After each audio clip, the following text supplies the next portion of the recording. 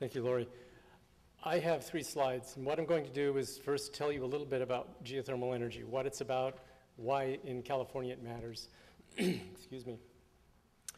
Second slide will be what the challenges are geothermal faces in order to meet what it potentially could provide to the state of California. And the third slide will be essentially address what Jerry asked of us, the one recommendation for strategic research for geothermal energy. Unfortunately, there will actually be 3 recommendations, but I tried. The resource that California has is unique in not just the country, but in the world. Geothermal energy is available everywhere. It's available 24 hours a day, 7 days a week. It is a resource that is immense. It's provided by heat that is in the earth. You go down a few kilometers and it's hot. Go down a few more kilometers and it's hot enough to melt lead. The interior of the earth is hot. That heat is constantly coming up through the surface of the earth. By the time it gets to the level at which we're sitting right now, it's low intensity, low density, but it nevertheless is there. It tends at the near surface to be concentrated in certain places. Volcanoes are an obvious example. But there are other places where there are hot springs, and California is one of the places blessed with that. And there are many places around the state that have localized geothermal resources. The U.S. Geological Survey recently has completed a study in which they concluded that the state of California has something between, of those local resources, something between 12,500 and 33,000 megawatts of electrical power available from those localized sources. Currently, we have online about 2,000 megawatts. Deeper sources, these are called enhanced geothermal systems, and a lot of research is going into those right now, and there are a few places around the globe where it's being pursued. The state of California has on the order of, according to the U.S. Geological Survey, somewhere between 35,000 and 75,000 megawatts of potential geothermal power available. Just as perspective, April 2nd, this last Saturday, the state of California used 25,000 megawatts of power. Also as perspective, the state of California has globally, as a political entity, the 2nd largest geothermal resource of any political entity on the planet. So we are geothermal wealthy.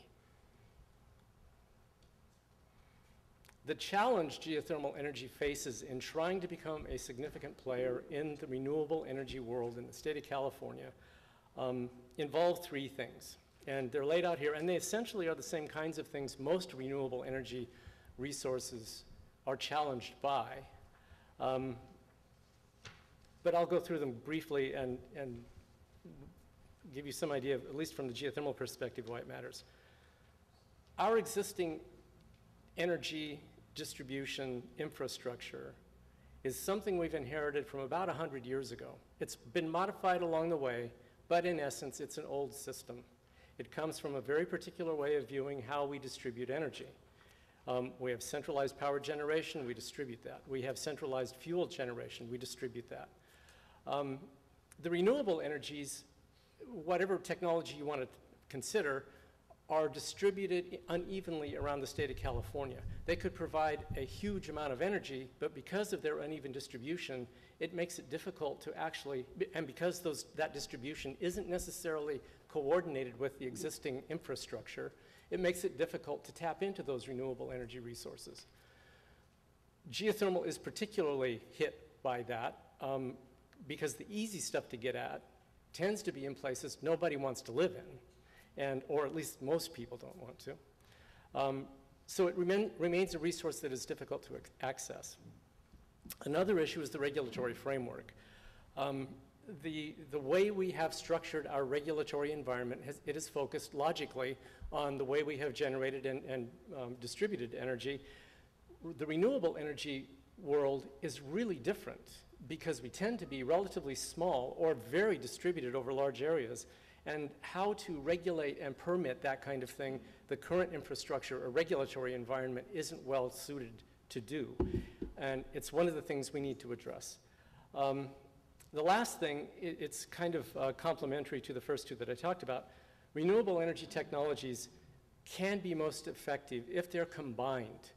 And one of the things we as a group have pursued in our discussions, and it's something Jerry touched on in his presentation just now, is the possibility, the opportunity the renewable energy technologies have to work together to generate a fully integrated energy generation and use environment. Some of that could be distributed generation. Some of it could be centralized a la the utility systems that we currently use. Some of it could be just very local. We're doing bits and pieces of that, but we aren't doing it in a very well integrated, thought out way, which brings me to the research recommendations, our strategic research targets. The first one I've listed here is the key one that I want to emphasize. What we would like to do is work with the other renewable energy entities and anybody else who's interested in doing this and develop from a very sophisticated analytical perspective what is the best way of integrating the resources the state of California has so that what we end up with is cost effective, it's environmentally reasonable, and it provides what we need, which is reliable energy. What we need to identify is the appropriate mix in particular regions. Should that be distributed? Should it be centralized? Just how do we do it? We need to determine the scale on which these things need to be pursued. And we need to be thinking in terms, along a technology neutral, from a technology neutral perspective. Let's go into an area and understand really what is best suited to do in that area. And the third thing I think that's important in this is that we need to realize a tremendous amount of heat is thrown away in the way in which we both generate energy and use it. It would make a lot of sense to try to integrate both the energy production in terms of electricity, energy production, along with the distribution of heat and use of heat in smart ways, both industrial and for heating and cooling, in all the ways that it is used in our society. Essentially combined heat and power, but do it really smartly integrated with the renewable energy technologies.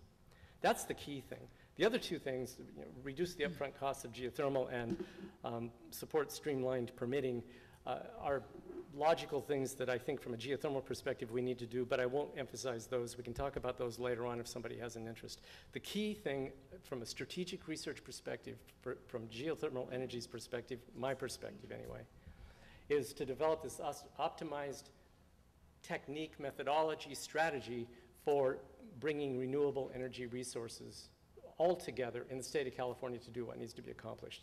That's what I had to say.